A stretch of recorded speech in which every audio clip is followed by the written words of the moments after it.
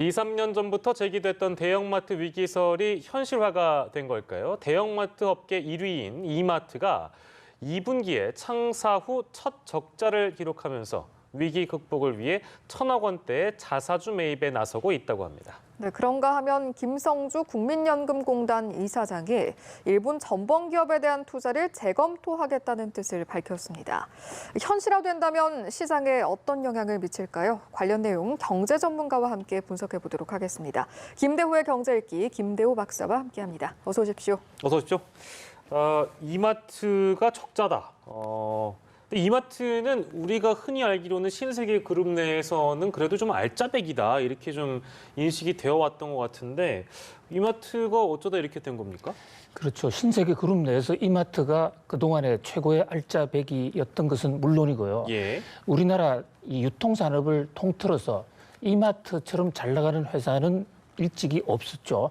그야말로 90년대 초반부터 이마트는 유통산업에서 신화를 열어왔죠. 특히 대형점을 열면서 가격을 떨어뜨리고 또 한꺼번에 많은 것을 박리담회로 구매할 수 있는 그런 유통혁명을 이뤄왔었는데 최근부터 조금 수년 전부터 좀 비틀비틀하다가 급기야 이번 2분기에는 사상 처음으로 적자 그러니까 영업 손실이 더 많은 그런 지금 상황으로 몰락을 했어요. 자, 왜 지금 이마트가 이렇게 몰락했느냐. 여러 가지 요인을 둘 수 있겠지만 가장 핵심적인 것은 역시 이 1인 가구의 폭발적인 증가라고 볼 수 있어요. 1인 가구가 증가하면서 한꺼번에 물건을 대량으로 살려는 그런 수요 자체가 그렇게 많지가 않아요. 그렇죠. 거기다가 지금 이른바 전자상거래라고 그럴까요? 온라인 마켓을 온라인 쇼핑? 온라인 쇼핑을 하는 게 지금 대세로 굳어져 가지 않습니까? 특히 쿠팡을 비롯한 많은 회사들이 지금 온라인 쇼핑에 뛰어들면서 굳이 그 차를 끌고 가서 대형마트에 가야 될 이런 상황이 없어진 거예요. 이런 어떤 산업 구조에 트렌드가 크게 바뀌고 있다. 거기에다가 또 하나 변수는 이 정부의 부동산 억제 정책에 따라서 종부세, 재산세를 지금 대규모로 좀 때리고 있지 않습니까? 여기에 지금 대형마트들이 시장을 유지하기 위해서 가게를 유지하기 위해서 가지고 있는 부동산이 종부세와 재산세 직격탄을 맞고 있는 거예요. 그밖에 또 이마트는 사드 후폭풍으로 해서 중국에서 이미 철수했죠. 외국에서도 지금 장사가 되고 있지 않은 총체적인 지금 위기를 맞고 있습니다. 그러면 지금 말씀하신 어떤 이 대형마트의 부진 배경, 그러니까 이마트의 부진 배경이랄까요? 이런 것들은 사실 롯데마트나 홈플러스도 마찬가지 아닐까요? 똑같지 않겠습니까? 마찬가지입니다. 롯데마트도 엄청난 지금 적자고요. 오히려 지금 적자는 롯데마트가 더 크죠. 그래요? 이미 사드의 직접적인 타격을 받았던 게 롯데마트고 또 우리가 3대 대형마트라 그러면 롯데마트, 이마트 그리고 또 홈플러스가 있죠. 홈플러스는 지금 우리나라 증시에 상장을 해놓지 않기 때문에 분기 실적을 발표를 하지 않아요. 그러나 경제 전문가들이 잠정 추계를 해볼 때는 사정은 다르지 않다. 마찬가지라고 볼 수 있겠군요. 그동안에 롯데마트는 이미 무너졌지만 이마트는 상당히 선전했는데 이번 2분기에는 결국 이마트 너마저도 적자 대열에 가세했다. 그런 면에서 지금 유통업계에 좀 문제의 심각성이 부각이 되고 있는 것입니다. 전체적으로도 쉽지 않은 상황이고 이마트 같은 경우는 창사 이래로 이런 적이 없던 터라 더욱더 충격을 안겨주고 있는데 정용진 신세계그룹 부회장도 이제 움직임에 나섰다고 들었습니다. 어떤 조치들을 취했나요? 고민이 상당히 깊어지겠죠. 이제 가장 큰 문제가 일단 증권시장에서 주가가 폭락하고 있는 것입니다. 지금 한때 이마트 주가가 30만 원도 돌파를 했었거든요. 근데 지금 10만 원대 밑으로 내려갈까 말까 하는 그런 위기 상황. 그러니까 반토막이 아니라 3분의 1 토막이 난 거죠. 그러니까 이 위기를 막기 위해서 지금 화면에 나오는 정용진 사장이 자기 돈을 241억 원을 들여서 연초에 주식을 대거 사 모았습니다. 주식은 사는 세력이 파는 세력보다 많으면 주가는 올라갈 수 있지 않습니까? 근데 그럼에도 불구하고 본인 자산을 대거 투입했음에도 불구하고 주가가 오히려 지금 떨어지고 있는 상황이에요. 그래서 이제 급기야 자사주를 동원하기로 했다. 예. 라는 이 뉴스가 오늘 증권 시장에 일파만파 지금 예. 크게 나왔고 주가에도 상당히 큰 영향을 미치고 있습니다. 예, 이 자사주에 대해서 좀 여쭤보고 네. 싶었던 게 상법상 자사주 매입이 금지가 돼 있다라고 하던데 이번에는 어떻게 가능했던 건가요? 그렇게 자사주라는 것이 자기 회사 주식을 회사가 사버리는 거예요. 예. 이것을 남용을 하게 되면 자본금을 줄이고 각종 경제 지표를 왜곡할 수 있기 때문에 전 세계적으로 상법의 원칙으로는 자사주 매입을 금지하고 있습니다. 예. 그런데 정권거래법이나 이런 데서는 주가 안정을 위해서 일시적으로 위기 상황을 돌파하기 위해서 예. 자사주를 살 수 있도록 허용을 해주고 있어요. 예. 전체 발행 주식의 5% 범위 내에서 자사주를 살 수 있도록 해주고 있습니다. 자사주를 사게 되면 이마트가 자기 주식을 정권시장에서 사 들어가는 거예요. 그러면 정권시장에 나와 있는 이마트의 공급 물량은 줄어들고 또 수요가 늘어나기 때문에 예. 이마트 주가가 올라갈 수가 있는 것이죠. 예. 그러나 이것이 영원히 올라갈 수 있지는 않아요. 결국은 하나의 이 포지션을 달리하는 것일 뿐이지 예. 어떤 근본적으로 이 회사의 경영 실적이 개선되는 것은 아니거든요. 예. 그리고 이마트가 자사주를 통해서 만약에 주식을 샀다, 자기 주식을 샀다, 그러면 그것을 이른바 주식 소각을 하지 않는 이상에는 언젠가는 또 시중에 팔아야 될 거 아닙니까? 예. 그렇게 된다면 결국은 나중에는 매물 부담을 해서 주가가 올라갈 수도 있습니다. 그러니까 이 자사주 매입은 두 가지의 장단점이 예. 주가 관점에서는 동시에 혼재하는 건데 그러나 지금처럼 2분기 실적이 적자, 예상치 못한 적자가 나와서 크게 시장을 동요하고 있을 때는 자기 회사 주식을 자기가 사서 예. 주식을 하락세를 막는 것도 하나의 그 회사의 재테크 방식입니다. 예. 그런데 문제는 여기서 이 많은 투자자들이 이마트가 앞으로 이 자사주 산 이후에 회사 경영을 잘할 것이다라고 생각하면 주식을 안 팔 거고 예. 이마트가 자사주를 산 김에 자, 이 타이밍이 내가 주식을 털고 나갈 타이밍이다 생각하면 주식을 대거 팔게 되면 예. 자사주 매입이 오히려 주가 폭락의 그런 계기가 되기도 해요. 예. 그러니까 두 양날을 가진 예. 하나의 칼이다 이렇게 볼 수 있습니다. 예. 자사주를 왜 매입을 했는지 또 자사주를 매입하면 어떠한 상황들이 벌어지는지 저희가 좀 들여다봤고 대형마트들은 그래서 이제 어떻게 살아남을 것인가에 대한 그 전략을 이제 가격을 낮춘다. 초저가 전략을 택한 것 같습니다. 근데 이게 사실은 이 대형마트 3사들이 뭐 물론 다른 유통업계에 진출해 있는 여러 회사들도 있겠습니다만 이렇게 다 초저가 전략을 내세우게 되면 과거에는 뭐 결국에 이게 서로 추락 경쟁을 하는 게 된다라는 그런 전략도 있어서 이게 괜찮은 전략일까요? 어떻게 보세요? 혹시 저 이마트라는 회사 상호 예. E가 뭔지 혹시 유심히 지켜본 적이 있으실까요? E가 글쎄요, 뭐냐? 그런 생각을 해본 적이 없는데요. 그 E가 Everyday Low Price의 약자예요. 에브리데이군요. Everyday 초저가 전략. 아, 이게 원래 월마트에서 나온 전략인데요. 그래요? 원래 이마트는 예. 반경 5km 내에 자기보다도 더 싸게 살 수 있는 데가 있으면 예. 그 차액만큼을 고객한테 물어주는 그런 초저가 전략을 써왔습니다. 이게 월마트의 전략이었어요. 월마트의 전략이었고 그것이 이제 이마트가 채용을 했었는데요. 모델이었군요. 한국에 들어온 월마트가 망했을 때 예. 그것을 인수한 회사도 바로 이마트지 않습니까? 그래서 이 대형마트의 초저가 전략은 그렇게 낯설지는 않습니다. 예. 그런데 문제는 예. 지금 이 온라인 회사하고 경쟁을 한다라고 하면 예. 지금 오프라인 회사가 초저가 전략을 하면 예. 온라인 회사는 초저가를 할 수가 있는 거지 않습니까? 네. 우선 매장에 부담이 없지 않습니까? 예. 그러니까 초저가 전략을 해봤자 온라인한테 이길 수 있는 가능성이 그렇게 없다. 그런 면에서 좀 전망이 그렇게 썩 좋지 근데 않고요. 시대가 변했다라는 말씀이시죠? 그렇습니다. 네네. 가장 큰 또 하나의 지금 최근에 잘 안 되는 것 중에 하나가 예. 대형마트의 가장 강점은 이른바 신선식품, 네네네. 그 채소 예. 또는 그 과일 뭐 이런 시푸드 예, 예. 이런 거였어요. 예.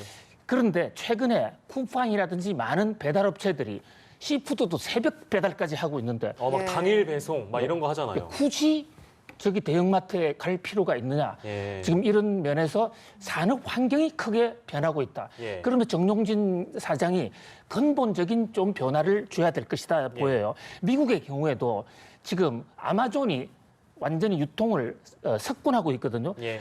미국에서 가장 오래됐고 가장 크다는 회사가 월마트인데 예. 월마트가 지금 고전을 면치 못하고 있습니다. 그런 면에서 혁신이 예. 필요한데 과연 어떤 방향으로 혁신이냐? 예. 그것은 좀 더 고민을 해봐야 되겠죠. 결론적으로 초저가는 혁신이 아니네요.